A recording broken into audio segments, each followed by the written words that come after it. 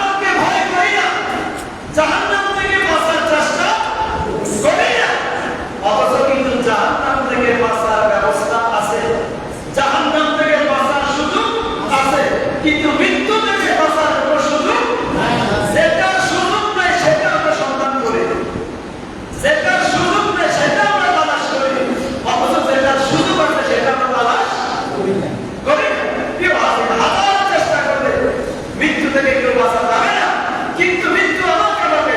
আইনামা তাকুনু ইউদরিকুমুল মাউত, তুমি যেখানে থাকো না কেন, ওয়ালা কুনতুম ফি বুরুজিন মুশাইয়াদা, একটা সীসাদার গ্লাসের ভিতরে তুমি থাকো, সেখানে মৃত্যু তোমাকে ধরবেই ধরবে বলে সুবহানাল্লাহ। অতএব মৃত্যু থেকে বাঁচার কোনো ব্যবস্থা বলেন আছে? কিন্তু আমাকে আপনাকে জাহান্নাম থেকে বাঁচতে হবে, জাহান্নাম থেকে বাঁচতে হবে। তা আল্লাহ বলে মুসলমান না হয় একটু করো না, তো মুসলমান কিভাবে হওয়া? এই দাঁড়িয়ে জামা কাপড় পরলে মুসলমান হওয়া যাবে? হয় না। মুসলমান হওয়ার জন্য গোটা জীবনটাকে আল্লাহ এবং রাসূলের কদমে হেবা করে দেওয়াটা বলে মুসলমান হয়ে সুবহানাল্লাহ। মন গড়া জীবনের না মুসলমান নয়। যিনি মুসলমান আত্মহত্যা সারেন্ডার করা, মুসলমান মানে হলো আত্মসমর্পণ করা। পরিপূর্ণ জীবনটাকে, নিজের মন মস্তিষ্ক মেজাজকে, নিজের ধ্যান এবং ধারণাকে, নিজের সকল জ্ঞান বুদ্ধিকে আল্লাহ এবং রাসূলের কাছে কোরবান করে দেওয়াটা হলো মুসলমান বলে সুবহানাল্লাহ। মন গড়া বিধানের নাম কিন্তু মুসলমানই তো নাই। কারণ মুসলমান যখন হয়ে গেলেন, এখন আপনার একটা দিক নির্দেশনা এসে গেল, আপনার চলার ব্যবস্থা হয়ে গেল, আপনার চলার তরিকা হয়ে গেল। নবী আলাইহিস সালাম সেই 1,26,000 পতন্তরে লক্ষাধিক সাহাবায়ে-কেরামকে উদ্দেশ্য করে জীবনের শেষ ভাষণ দিয়ে বলেন, হে ইয়া আইয়ুহান নাস, হে লোকসকল, আজকে তোমাদেরকে আমি একা বলে যাচ্ছি না, তারাকতু ফীকুম আমরাইন লাম তাদিল্লু মা তামাসসাকতুম বিহিমা কিতাবাল্লাহি ওয়া সুন্নাতি রাসূলি। আমি তোমাদেরকে, যদি আমি চলে যাব, হত্যা করে দেব, এটা আমার বিধান, কোন নবী রাসূল থাকতে পারবে? সবাইকে যেতে হবে, আমাকেও যেতে হবে, কিন্তু আমি তোমাদেরকে যাওয়ার সময় দুইটা গাইডলাইন রেখে যাচ্ছি, পথ চলার জন্য দুইটা ব্যবস্থা রেখে যাচ্ছি। একটা হলো আল্লাহ পর্যন্ত নবী রাসূলের কাছে 23 বছর ধরে কোরআন কারীম নাযিল হলো, একটা হলো কোরআন কারীম, আর একটা হলো আমার নবীর জিন্দেগি, আমার নবীর সুন্নাত, আমার নবীর হাদিস মুবারক। সুবহানাল্লাহ, আওয়াজে বলে সুবহানাল্লাহ। কিন্তু আজকে যেদিন থেকে মুসলমানরা এই দুইটা গাইডলাইনকে ফেলে দিল, যখন মুসলমান জগতে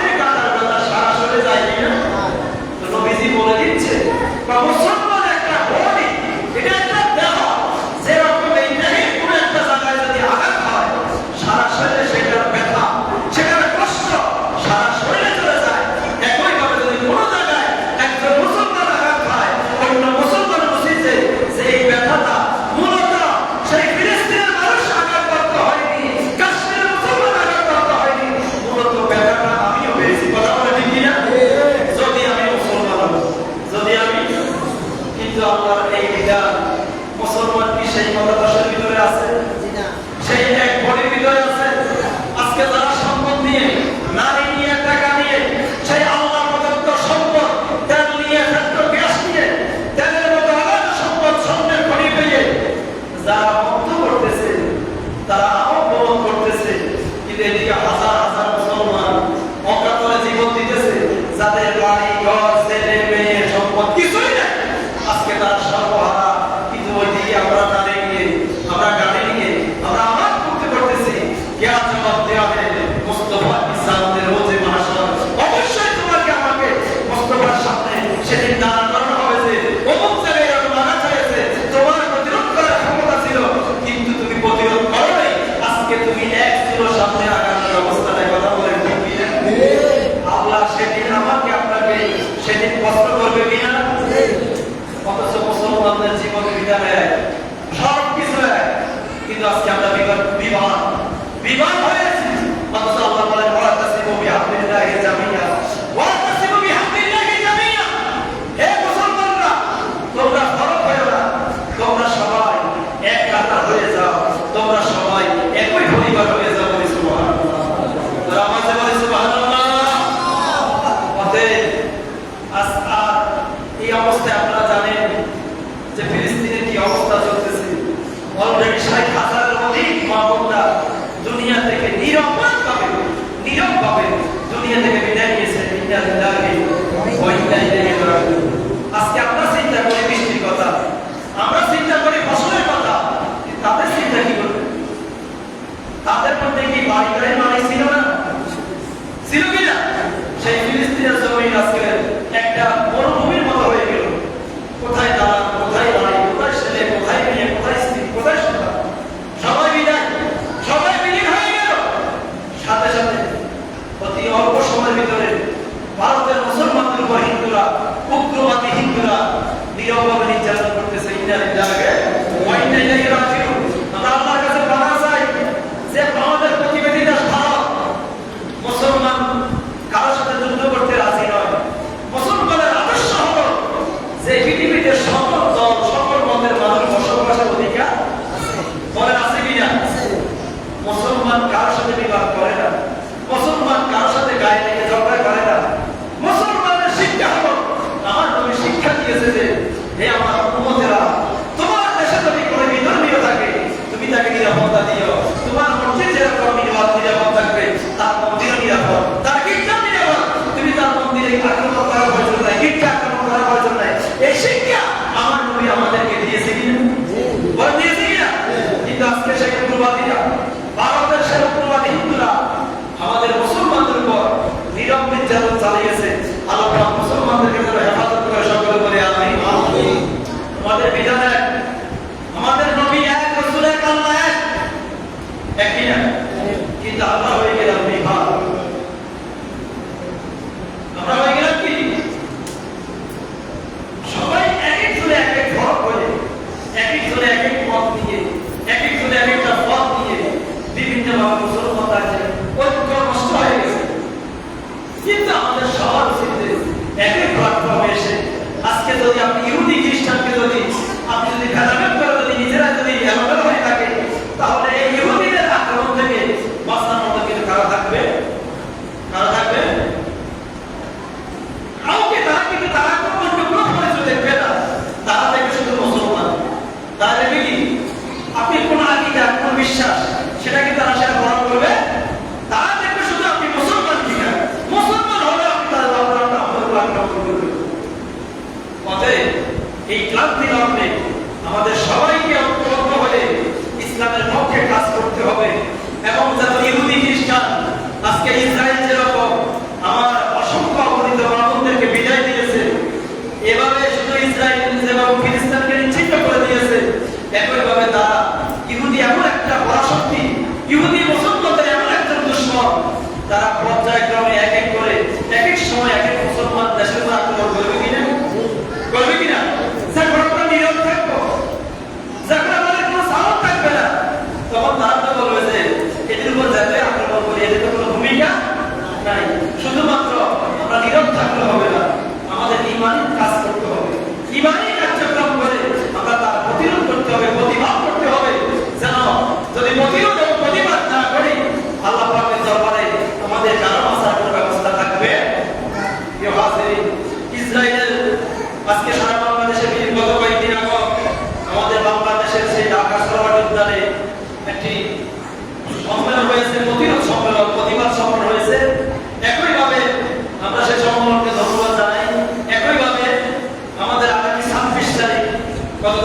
26 তারিখ ম্যাচ গ্যাদারিং অফ ফিলিস্তিন, অর্থাৎ আমাদের আগামী 26 তারিখ সকল ফির মাসে সকল আউলিয়া কেরাম, সকল সুফিজম তরিকাপন্থী সকল আউলিয়া কেরামের আহ্বানে আগামী 26 তারিখ সেই ঢাকা সালামী উদ্যানে ম্যাচ গ্যাদারিং ফর ফিলিস্তিন একটা বিশাল প্রোগ্রাম হবে।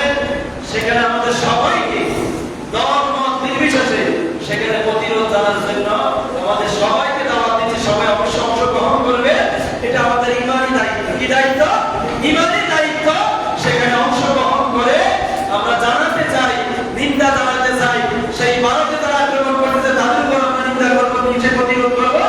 একবার ফিলিস্তিনের জন্য যে ইহুদিরা ইসরায়েল আক্রমণ করেছে তারও আমরা তীব্র প্রতিবাদ করে সেই সমাবেশ থেকে বিশ্ববাসীকে জানিয়ে দিব যে পৃথিবীর আরব দেশের মানুষ ডুবিয়ে থাকতে পারে, কিন্তু একটা নীরব একটা দেশ, একটা দুর্বল একটা দেশ বাংলাদেশের মানুষ এখন ইসলামের পক্ষে জাগ্রত আছে। এটা বিশ্ববাসীকে বাংলাদেশের মানুষগুলা দেখিয়ে দিতে হবে এদেশে এখন ইমানি শক্তিওয়ালা লোকজন আছে। কথা বলে ঠিক কিনা? বাংলাদেশের মানুষ বুঝাই দিতে হবে যে আমরা ইসলামের পক্ষে আছি, আমরা ইমানের পক্ষে আছি, আল্লাহর রাসূলের পক্ষে আছি। অতএব আমাদের কোন মুসলমান ভাইরা আক্রমণ করলে আমরা নীরব থাকতে পারবো না, আমরা আমাদের অবস্থান থেকে তার প্রতিরোধ, তার প্রতিবাদ করতে হবে। আল্লাহ তাআলা সকলকে আগামী 26 তারিখ প্রোগ্রামে যাওয়ার জন্য সকলে নিয়ত করে নেবে। আল্লাহ তাআলা যাওয়ার ব্যবস্থা করে দেয়। সকলে বলে আমিন। দুরূদ শরীফ আল্লাহুম্মা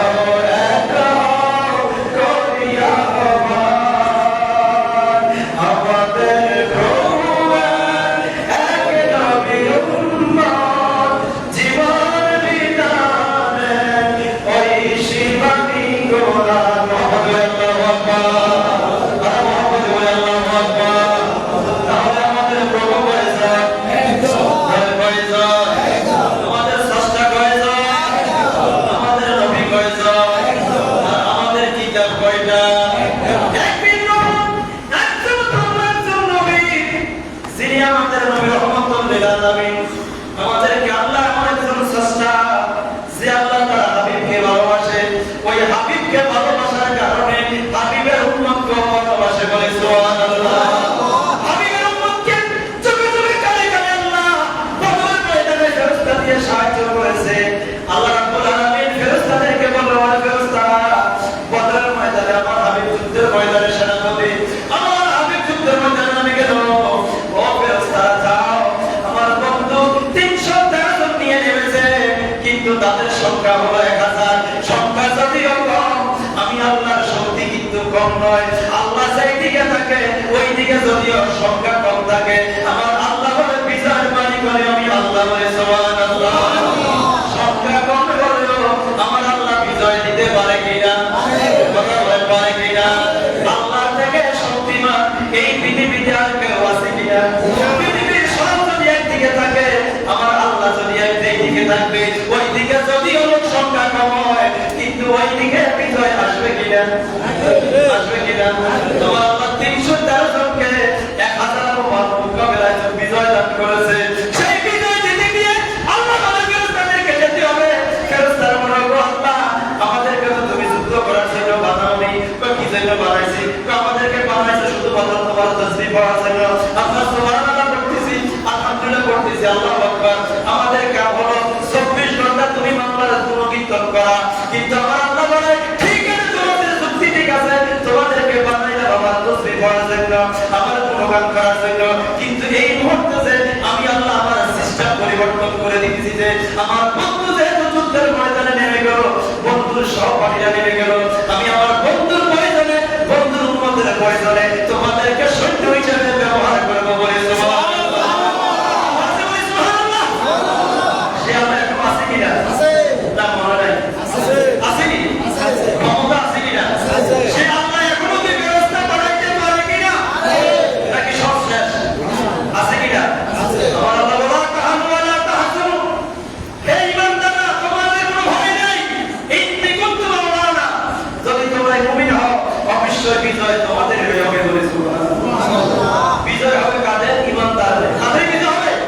ঈমানদার যদি শাহাদাত বরণ করে, এটা একটা বিজয় বলে সুবহানাল্লাহ। শাহাদাতটা কিন্তু পরাজয় নয়। মনে করিয়েন না যে যারা বদরের ময়দানে শহীদ হয়েছে তারা জয় না পরাজয়? বলেন, তারা জয় না পরাজয়? উহুদের ময়দানে যারা শাহাদাত বরণ করেছে তারা জয় না পরাজয়? কারবালার ময়দানে যারা শাহাদাত বরণ করেছে জয় না পরাজয়? শাহাদাত ময়দানটা আল্লাহর রাস্তায় শহীদ হওয়া এটাও জয়, গাজী হওয়া এটাও জয় বলে সুবহানাল্লাহ। কারণ নামছেন কার পথে? নামছেন কার পথে? আল্লাহর পথে। পরাজয় বলতে কোনো শব্দ নাই। কারণ আপনি নেমেছেন আল্লাহর রাস্তায়, সেখানে শহীদ হওয়া আপনি বিজয় অর্জন করেছেন। আপনি যদি গাজী হয়ে ফিরে আসেন, সেখানে আপনি বিজয় অর্জন করেছেন বলে সুবহানাল্লাহ। অতএব আল্লাহ বলে, মুসলমানদের সব সময় ঈমানদাররা বিজয় অর্জন করবে যদি তোমরা ঈমানদার হতে পারো, যদি তোমরা মুমিন হতে পারো। অতএব আমাদেরকে এই সারা পৃথিবীর এই ক্লান্তি লগ্নে, এই বিচ্ছিন্ন বিচ্ছিন্ন অবস্থায় আমাদের সবাইকে কাঁধে কাঁধে মিলিয়ে, আমাদের সকল ভেদাভেদ ভুলে গিয়ে আমাদেরকে আল্লাহ এবং রাসূলের পক্ষে কাজ করতে হবে। আমাদের ভাই বোনদের কষ্টটা বুঝতে হবে যে এত মানুষগুলো বিদায় নিল, আমরা কিভাবে বসে থাকবো, কিভাবে বসে থাকবো। এবং আমাদের উচিত যে ইসরায়েলের যতগুলো পণ্য আছে, ইচ্ছা সত্ত্বেও তাদের পণ্যগুলো ব্যবহার না করা। কথা বলেন ঠিক কিনা? ইসরায়েলের যত প্রোডাক্ট আছে, আপনি তাদের পণ্য কিনলেন মানে আপনি তাদেরকে সমর্থন দিলেন। আর আপনার ওই টাকা দিয়ে তারা মুসলমানদের রক্ত ঝরাবে। কি ঝরাবে? রক্ত ঝরাবে। অতএব কোকা-কোলা না খাইলেও আমার জীবন যাবে না? যাবে কিনা? বান্দা না খাইলে জীবন যাবে কিনা? না, জীবনটা নষ্ট হয়ে যাবে। এটা না খাইলেও আপনি যদি সাদা পানি খান, আমার মনে হয় আল্লাহ যেটা দিয়েছে তার থেকে বিশুদ্ধ, তার থেকে পিওর এই জমিনে আর কিছু নাই বলে সুবহানাল্লাহ। যে আপনার পানিগুলাকে যত রং করছে, রঙের মধ্যে কোনো শক্তি নাই, রঙের মধ্যে কিছু নেই, রং পানি ভেজাল। আল্লাহ দিয়েছে নির্ভেজাল, এটাকে আমরা করছি ভেজাল। আমরা করছি কি? আল্লাহ কি পানি কি কোনো রং দিয়েছে? সাদা, লাল, নীল, নীল কোনো কিছু রং দিয়েছে নি? আল্লাহ যেটা দিয়েছে ওটাই খাঁটি। আল্লাহ থেকে বিশুদ্ধ আর কেউ দিতে পারবে? আল্লাহ যেটা দিয়েছে সেটাই মিনারেল ওয়াটার। সেটাই কি? Mineral water. অতএব আপনার বাজারে যে সমস্ত পানীয় খাবার আছে, এটা না খেলেও আপনার কোনো সমস্যা হবে ইনশাআল্লাহ। আপনার কোনো সমস্যা হবে না। আপনার পক্ষ থেকে উচিত যে ইহুদিদের যতগুলো পণ্য আছে বর্জন করা। বর্জন করা মানে আবার লুটপাট করা বলে। আমরা অনেক জায়গায় দেখা যায় লুটপাট করছি, এটা কিন্তু একটা গৃহীত কাজ হয়েছে। কারণ যারা লুটপাট করছে উনি কিন্তু ইসরায়েলের মানুষ না, উনি আমার দেশের মানুষ। ওনাকে আপনি রাস্তার মুখে ফেলাইছেন, বলছে কি না? অনেকে কিন্তু অনেক ব্যবসায়ী আজকের মাথায় হাত দিয়ে কাটতেছে, কিন্তু তার কোনো অপরাধ নাই, সে ব্যবসা করতেছে। কি করতেছে? আপনি তাকে বলতেন যে ভাই আপনি এই পণ্যটা বিক্রি করিয়েন না, এটা প্রয়োজনে এখন আবার রিজার্ভ দেন, তোমার রিজার্ভে রাখেন, এখন বিক্রি করা যাবে। কিন্তু আপনি যে লুটপাট করে নিছেন, লুটপাট করে কি আপনি কিনে ব্যবহার করবেন না? হয় ব্যবহার করবেন, না বিক্রি করবেন। কোনো না কোনো কাজ তো ব্যবহার করবেন কিনা? তাহলে লুটপাট করা আর বয়কট করা কিন্তু এক নয়। বয়কট মানে হলো সেটা বর্জন করা। কারণ অর্ধকাল লুটপাট করে আমাদের একটা চুরির মতো হয়েছে। কিসের মতো? চুরির মতো। আপনি ইসলামের পক্ষে কাজ করতে গিয়ে এখন চুরি হয়ে গেলেন। কি হয়ে গেলেন? অতএব সন্ত্রাসী কার্যক্রম করা যাবে না, চুরি ডাকাতি করা যাবে। বরং আপনি দোকানদার যারা আছে তাদেরকে সতর্ক করবেন যে ভাই দেখতেছেন বিশ্বের অবস্থা, মুসলমানদের অবস্থা, আপনি একজন মুসলমান, আমি একজন মুসলমান, আপনি আপনার জায়গা থেকে আপনি প্রতিরোধ করার দরকার, আপনি তাকে আমি রাস্তার ফকির বানানো, এটা কোনোদিন ইসলাম সমর্থন করে না। কেউ আছে আমরা সবাই ইনশাআল্লাহ আমাদের প্রত্যেকের নিজের অবস্থান থেকে আমরা চেষ্টা করব যে এখন যে আহ্বান আসে ইসলামের পক্ষে, মুসলমানদের পক্ষে, ঐক্যের পক্ষে, যখন যে ডাক আসে আমাদের সকল ঐক্যতাবদ্ধ হয়ে যাওয়া। আলহামদুলিল্লাহ আমাদের আলেম ওলামা বিশেষ করে চট্টগ্রাম কেন্দ্রিক আমাদের সুন্নিয়তের প্ল্যাটফর্মে একটি ভুল বুঝাবুঝি ছিল দীর্ঘদিন, একটা গ্রুপ ছিল। আলহামদুলিল্লাহ বর্তমান প্রেক্ষাপটে তাদের ভুল বুঝাবুঝিটা মিটে গেছে বলে আলহামদুলিল্লাহ। আলহামদুলিল্লাহ আমাদের দুইটা গ্রুপ ছিল, একটা ছিল জুবাইর এবং মতিন, একটু দ্বন্দ্ব ছিল আমাদের চট্টগ্রাম কেন্দ্রিক।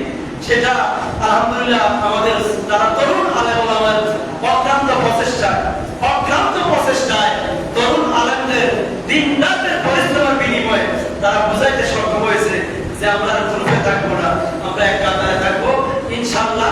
আগামী 26 তারিখে যারা এতদিন দুই বন্ধায় ছিল, দুই বেড়ারা ছিল, তারা সবাই কাঁধে কাঁধ মিলিয়ে একই সাথে থাকবে বলে আলহামদুলিল্লাহ।